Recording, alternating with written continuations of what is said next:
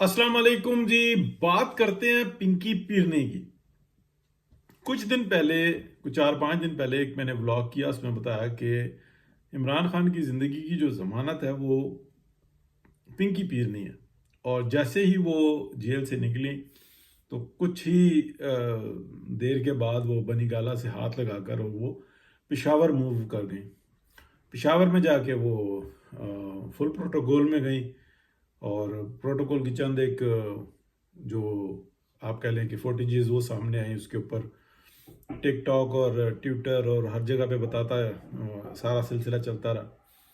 अच्छा, लेकिन मैंने जो व्लॉग किया मैंने एग्जैक्टली उसमें बताया कि पिंकी पीरनी इंतहाई शातिर, कैसे कैसे ये सारे मामलात हुए, कैसे इमरान खान के साथ मिलना हुआ और मिलने के बाद फिर उसके बाद इमरान खान को कई दफ़ा जो है ना उन्होंने मशवरे दिए कि अपनी जान को इस तरह से सेव करो। और जब वजारत उज़्मा इमरान खान की ख़तरे में थी तो उसी वक्त में आप जानते हैं कि पिंकी पीर ने नाराज़ होकर लाहौर में फरागुगी के घर चली गई थी। वहाँ पर प्रोटोकॉल, मुलाकातें, सारे मामला चलते रहे। और फिर उसके बाद मैंने आपको बिल्कुल वजाहत से बताया कि एक मुलाकात अरेंज हुई और बड़ी लंबी मुलाकात थी। और वो मुलाकात हुई चक शहजाद में, एक फार्म हाउस में। और फिर उसमें जो है ना तफसील से इमरान खान को बताया पिंकी पीरनी के ने कि क्या क्या वजूहात हैं, लूटा हुआ माल कहाँ है और हमारा माल कहाँ है, और ये जो कंट्रोल है ये किसी और के पास है। अब तुम जो है ना इस्तेमाल हुए हुए टिश्यू पेपर हो, किसी भी टाइम में खड़क जाओगे और मेरे हाथ भी कुछ नहीं आएगा। और मैं तो ऐसे छोड़ने वाली नहीं हूँ, मैंने तो जितना बड़ा काम किया है तुम्हें पता ही है। लेकिन तुम फारिग हो और जिनके लिए तुम काम कर रहे हो वो ठीक है, तुम काम करो। और हमने मिल के काम किया है, इस पाकिस्तान की ईंट से ईंट बजा के रख दी हमने।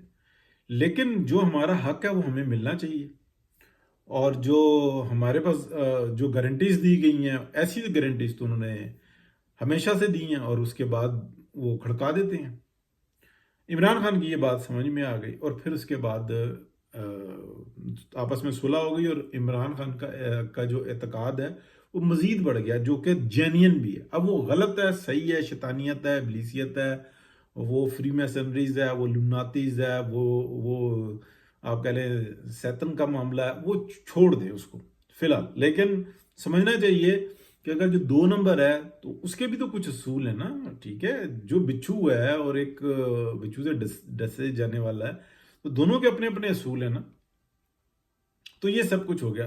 तो जैसे ही पिंकी पीरनी बाहर आई मैंने आपको बिल्कुल वजाहत से बताया, मालूमात की बुनियाद पे बताया कि ये अब इसने तवज्जो हटाई है। ये अगर स्टैंड करेगी ना बनी गाला में और जो मुलाकातें होंगी तो हर एक की नज़र होगी कि ये क्या हो रहा है, किस तरीके से हो रहा है।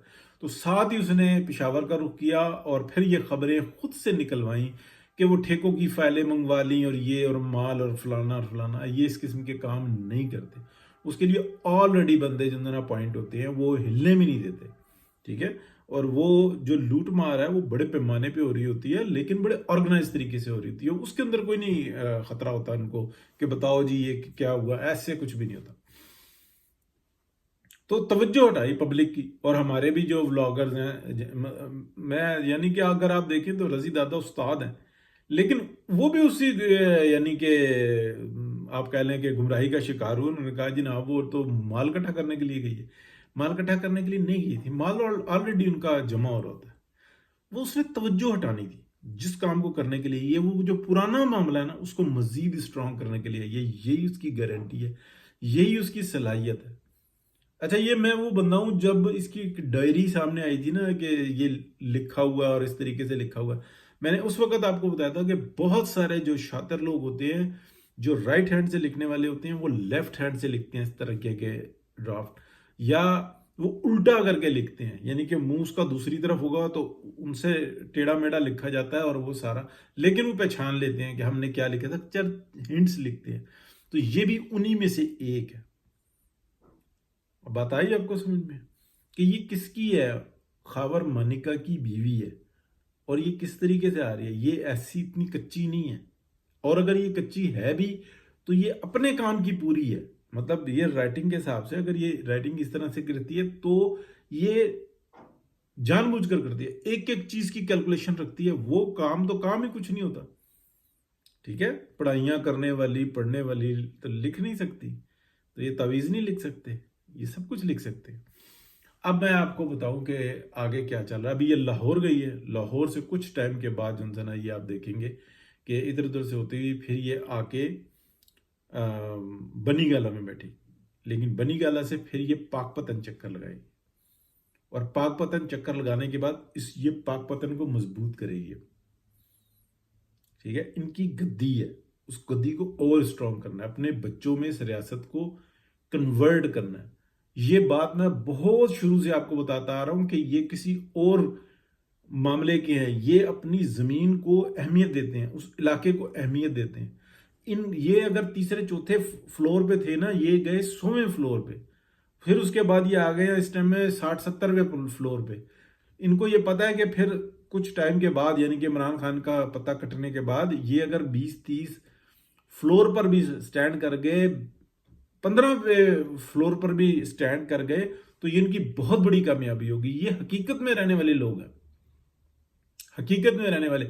پھر ان کو یہ ہوگا کہ ہم نے 7-8 سال کے اندر اس طرح کا منہ مار کے ہم نے تیسرے یا چوتھے فلور سے ہم نے 15ویں یا 20ویں فلور پہ ہم نے جمپ کر دی. ٹھیک ہے, یہ نہیں سوچنے والے کہ ہم تو 100ویں فلور تک گئے تھے تو اب ہماری واپسی تو ممکن ہی نہیں ہے. یہ بہت کائیاں لوگ ہیں اور بڑے کیلکولیٹڈ طریقے سے چلتے ہیں. پھر یہ جناب سب کچھ ہو جائے گا. یہ اگر آپ سمجھیں نا کہ یہ خاور مانیکا کا اور ان کا رشتہ کوئی ختم ہوا ہے, یا وہ لطیف آ گیا, میری غیرت میری فلانا, اور وہ یہ کر رہے تھے, جوان بچے ہیں, بیٹی ماں کے ساتھ کھڑی ہوئی ہے, دوسری بیٹی ادھر کھڑی ہوئی ہے, باپ ادھر کھڑا ہوا ہے, بیٹے جناب بڑی بڑی گاڑیوں میں گھوم رہے ہیں سینے چوڑے کر کے, اور جناب سارے ان کے کام چل رہے ہیں. یہ عوام کو اسی طرح سے بھی بیوقوف بناتے ہیں. بدنام بھی ہوں گے تو کیا نام نہ ہوگا. اور وہ ایک ٹک ٹاکر ہے نا, پیچھے اس کی ویڈیوز نکل گئی اور وہ سب کچھ, اور اس کے کیا کہتے ہیں, وہ بتا رہی ہے کہ میرے تو فالوورز بڑھ گئے, میں تو بڑی خوش ہوں, فلانا ہے, اور جس نے بھی یہ کیا ہے. لیکن اس کے پورے انٹرویو کے اندر آپ دیکھیں وہ ایک جگہ پہ یہ نہیں کہہ رہی اب کہ وہ ویڈیو فیک تھیں اور یوں تھا وہ تھا. وہ تو بتا رہی ہے کہ مجھے تو پبلک نے بہت سراہا ہے, کہا ہے کہ ایسے وقت میں ہم آپ کے ساتھ کھڑے ہیں, بعد میں بے شک جو کچھ مرضی کریں. مطلب وہ سیم عمران خان والی اسٹریٹجی, گندی گندی آڈیوز بچوں کو سنا رہے ہیں. یہ نہیں کہہ رہا کہ آڈیوز غلط ہے نا, وہاں تو پکڑا جائے گا. یہ وہی ایک مینٹل اپروچ ہے. اور جو ان کے فالوورز ہیں ان کے بارے میں نے آپ کو کئی دفعہ بتایا, پھر میں بتاؤں گا کسی دن, کہ یہ وہ ساری گندی نسل ہے جو آج ملک اور چوہان اور راجے اور رانے بنے ہوئے ہیں. ان کے پیچھے دیکھیں یہ کون سے کمین ہے. مطلب میں وہ بندہ ہوں جو مسلسل یہ بات کہتا ہوں کہ جو یورپ کی ڈنکی لگاتے ہیں یا آتے ہیں نا, تو کمین راستے میں مر جاتے ہیں, یہاں پہ پہنچتے ہی رانے چودھری ملک ہے. ٹھیک ہے, اور چودھریوں کی تو آپ پوچھو ہی نا, اور رانے تو جو نا اٹ پٹو باہر آ رہا ہے. اور ابھی اتنا ٹائم نہیں گزرا ہے, اور تھوڑا سا ٹائم گزرے گا نا, یہ اور اٹیک کریں گے. سیم اسٹریٹجی ہوتی ہے. کسی عزت دار کو یہ دیکھتے ہیں نا محفل میں, اور پیسے کے معاملے میں تھوڑے سے یہ بہتر ہو گئے, ان کو صرف کھانے کے لیے روٹی مل گئی ہے, اس کی عزت کو رولیں گے سب سے پہلے اور ہنسیں گے. اور یہ جو عمران خان کے ہیں, قاضی فائز صاحب کے اوپر یہ کتے چھوڑ دیے, بھونک رہے ہیں, اور ان کے فالوورز دیکھیں کیا عزت رہی جی قاضی فائز صاحب کی. عزت دینے والے تم ہو یا اللہ ہے. اس کو جو مقام دیا ہے وہ تاریخ میں لکھا جائے گا. یہ کتے بھونکنے والے جو ان سے نا, یہ سمجھتے ہیں کہ ہم عزت کو دینے والے اور لینے والے ہیں, یہ شایان اور یہ فلانے. استغفر اللہ. اور آپ دیکھیں کہ ان کے فالوورز دیکھ لیں, اور جو کوئی سن بھی رہا ہے نا, وہ یہ دیکھے اپنے دادے سے پوچھے کہ اس کی ذات کیا تھی, قوم کیا تھی. یہ بہت چھوٹا سا نقطہ بتا رہا ہوں آپ, جو بہت آسانی سے مل جائے گا.